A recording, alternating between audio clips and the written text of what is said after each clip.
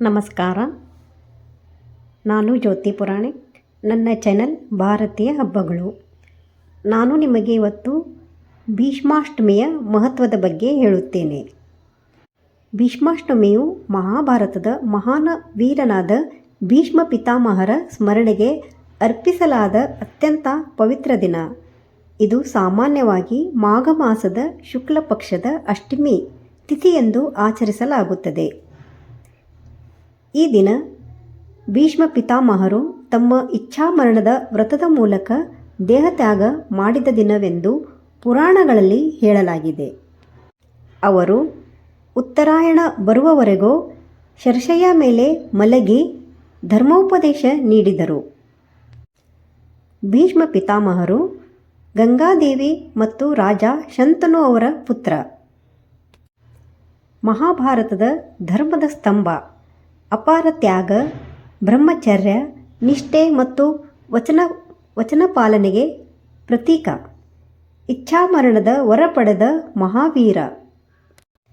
ಅವರು ರಾಜ್ಯ, ಸಿಂಹಾಸನ, ವೈಯಕ್ತಿಕ ಸುಖ ಎಲ್ಲವನ್ನೂ ತ್ಯಜಿಸಿ ಹಸ್ತಿನಾಪುರದ ರಕ್ಷಣೆಗಾಗಿ ಜೀವನವನ್ನೇ ಅರ್ಪಿಸಿದರು. ಭೀಷ್ಮಾಷ್ಟಮಿಯ ವಿಶೇಷತೆ: ಈ ದಿನ ಪಿತೃದೇವತೆಗಳ ಆಶೀರ್ವಾದ ದೊರೆಯುತ್ತದೆ. ಪೂರ್ವಜರ ದೋಷ ನಿವಾರಣೆಯಾಗುತ್ತದೆ. ಈ ದಿನವನ್ನು ಪಿತೃತಿಥಿ ಸಮಾನವಾಗಿ ಆಚರಿಸಲಾಗುತ್ತದೆ. ಭೀಷ್ಮಾಷ್ಟಮಿಯಂದು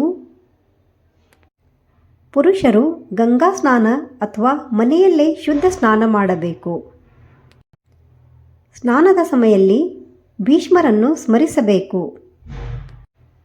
ಭೀಷ್ಮ ಪಿತಾಮಹರಿಗೆ ತರ್ಪಣ ಸಲ್ಲಿಸಬೇಕು. ನೀರು, ಎಳ್ಳು, ಅಕ್ಷತೆ ಸೇರಿಸಿ ತರ್ಪಣ ಸಲ್ಲಿಸಬೇಕು. ಈ ತರ್ಪಣದಿಂದ ಪಿತೃದೋಷ ನಿವಾರಣೆಯಾಗುತ್ತದೆ. ಈ ದಿನ ವಿಷ್ಣು ದೇವರ ಪೂಜೆ, ತುಳಸಿ ಅರ್ಚನೆ, ದೀಪದಾನ, ಅನ್ನದಾನ, ವಸ್ತ್ರದಾನ, ಎಳ್ಳುದಾನ ಹಾಗೂ ಪಾತ್ರೆಗಳ ದಾನ ಕೂಡ ಮಾಡಬಹುದು. ಈ ಎಲ್ಲ ದಾನಗಳು ಬ್ರಾಹ್ಮಣರಿಗೆ ಅಥವಾ ಬಡವರಿಗೆ ಮಾಡಬಹುದು. ಈ ದಿನ ವಿಶೇಷವಾಗಿ ಕಥೆ, ಶ್ಲೋಕ ಪಠಣ ಮಾಡಬೇಕು ಹಾಗೂ ಮಹಾಭಾರತದ ಧರ್ಮೋಪದೇಶಗಳನ್ನು ಸ್ಮರಿಸಬೇಕು. ಈ ವ್ರತವನ್ನು ಭಕ್ತಿಯಿಂದ ಆಚರಿಸಿದರೆ ಪಿತೃದೇವತೆಗಳ ಕೃಪೆ ಇರುತ್ತದೆ. ಇದು ಭೀಷ್ಮ ಅಷ್ಟಮಿಯ ಮಹತ್ವ. ಈಗ ಭೀಷ್ಮ ಪಿತಾಮಹರ ಮಹತ್ವವನ್ನು ಕೇಳೋಣ. ಮಹಾಭಾರತದಲ್ಲಿ ಭೀಷ್ಮ ಪಿತಾಮಹರ ಪಾತ್ರ. ಮಹಾಭಾರತ ಎಂಬ ಮಹಾಕಾವ್ಯದಲ್ಲಿ ಭೀಷ್ಮ ಪಿತಾಮಹರು ಕೇವಲ ಯೋಧನಲ್ಲ, ಅವರು ಧರ್ಮ, ತ್ಯಾಗ ಮತ್ತು ವಚನ ಪಾಲನೆಯ ಜೀವಂತ ಪ್ರತೀಕ. ಅವರು ಹಸ್ತಿನಾಪುರದ ಇತಿಹಾಸವನ್ನೇ ತಮ್ಮ ಭುಜಗಳ ಮೇಲೆ ಹೊತ್ತ ಮಹಾನ್ ವ್ಯಕ್ತಿ. ಭೀಷ್ಮರು ಗಂಗಾದೇವಿಯ ಪುತ್ರ. ಅವರ ಮೂಲ ಹೆಸರು ದೇವವ್ರತ್. ಬಾಲ್ಯದಲ್ಲಿಯೇ ಅವರು ಬುದ್ಧಿವಂತಿಕೆ, ಶೌರ್ಯ ಮತ್ತು ಶಿಸ್ತು ಹೊಂದಿದ್ದ ದೇವವ್ರತನು ತಂದೆ ಶಂತನು ತಂದೆಯ ಸುಖಕ್ಕಾಗಿ ತನ್ನ ಸಂಪೂರ್ಣ ಜೀವನವನ್ನೇ ತ್ಯಾಗ ಮಾಡಿದ್ದರು. ತಂದೆಯ ವಿವಾಹಕ್ಕಾಗಿ ಬ್ರಹ್ಮಚರ್ಯ ವ್ರತವನ್ನು ಸ್ವೀಕರಿಸಿ ಸಿಂಹಾಸನದ ಹಕ್ಕನ್ನು ತ್ಯಜಿಸಿದರು. ಈ ಮಹಾವ್ರತದಿಂದಲೇ ದೇವವ್ರತನು ಭೀಷ್ಮನೆಂದು ಪ್ರಸಿದ್ಧನಾದನು. ಭೀಷ್ಮ ಪಿತಾಮಹರ ಪಾತ್ರದ ಪ್ರಮುಖ ಲಕ್ಷಣವೇನೆಂದರೆ ವಚನ ಪಾಲನೆ. ಒಮ್ಮೆ ಕೊಟ್ಟ ಮಾತನ್ನು ಜೀವ ಹೋಗುವ ತನಕ ಕಾಯುವ ವ್ಯಕ್ತಿ ಭೀಷ್ಮರು. ಅವರು ಸ್ವಾರ್ಥವಿಲ್ಲದೆ ಹಸ್ತಿನಾಪುರದ ರಕ್ಷಣೆಗಾಗಿ ಬದುಕಿದ್ದರು. ರಾಜರು ಬದಲಾದರು, ಪೀಳಿಗೆಗಳು ಬದಲಾದರು, ಭೀಷ್ಮರು ಮಾತ್ರ ರಾಜ್ಯದ ಸ್ಥಿರಗಾಗಿ ನಿಂತ ಶಿಲೆಯಂತೆ ಉಳಿದರು. ಹಸ್ತಿನಾಪುರದ ರಾಜಕೀಯದಲ್ಲಿ ಭೀಷ್ಮರು ಮಾರ್ಗದರ್ಶಕ. ವಿಚಿತ್ರವೀರ್ಯನ ಮರಣಾನಂತರ ರಾಜ್ಯಕ್ಕೆ ಉತ್ತರಾಧಿಕಾರಕ್ಕಾಗಿ ಅನೇಕ ಸಮಸ್ಯೆಗಳು ಬಂದಾಗ ಭೀಷ್ಮರು ರಾಜ್ಯದ ಹಿತವನ್ನೇ ಮೊದಲಾಗಿ ನೋಡಿದ್ದರು. ಪಾಂಡವರು ಮತ್ತು ಕೌರವರು ಇಬ್ಬರನ್ನು ಸಮಾನವಾಗಿ ಪ್ರೀತಿಸಿದವರು.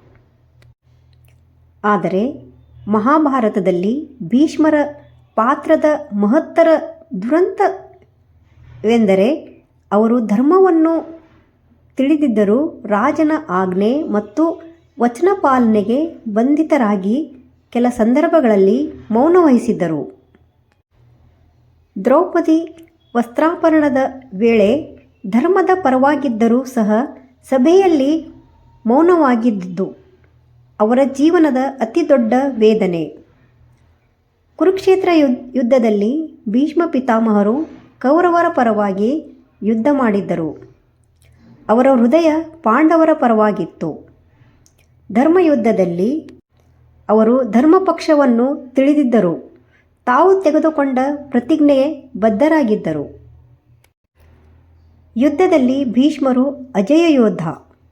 ಅವರನ್ನು ಸೋಲಿಸುವುದು ಅಸಾಧ್ಯವಾಗಿತ್ತು.